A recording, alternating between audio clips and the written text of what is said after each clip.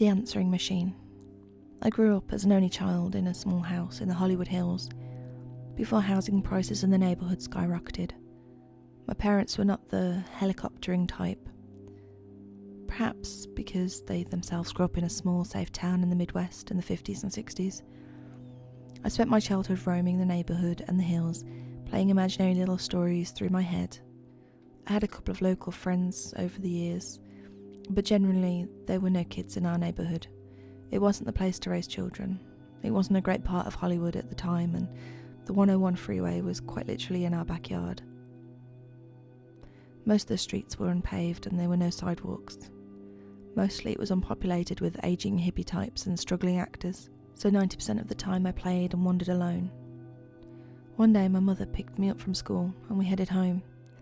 Once through the door, we did the usual, kicked off our shoes, shouldered off school and work bags, greeted the cats and attended to the little blinking red light on the answering machine.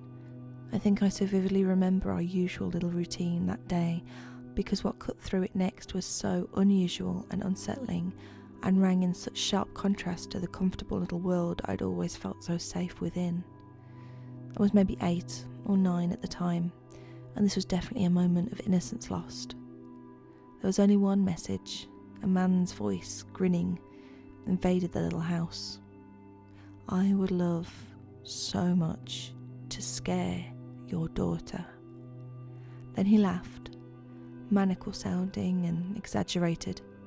It would have sounded like the guffaw of a villain in some movie, but it didn't. Despite the obvious theatrics, it didn't sound that way, because it was real. It was far scarier than any fiction. The laughter was loud, long and drawn out.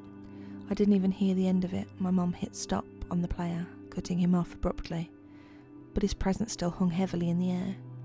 My little world had been disturbed. I remember my mother playing it off very casually and telling me that it was nothing, and that I shouldn't be afraid. And I recall how shocked her composure was. How was that nothing? Shouldn't I be afraid? Why wasn't she afraid? Looking back now, I realise she was putting up a front for my benefit. Whenever I've brought this up to her, as an adult, she seems to sort of vaguely remember it and goes, "Oh yeah, I don't know what that was. Just someone playing a prank." I'm shocked, honestly, that my parents didn't go to the police with this. That's not what I would consider a prank.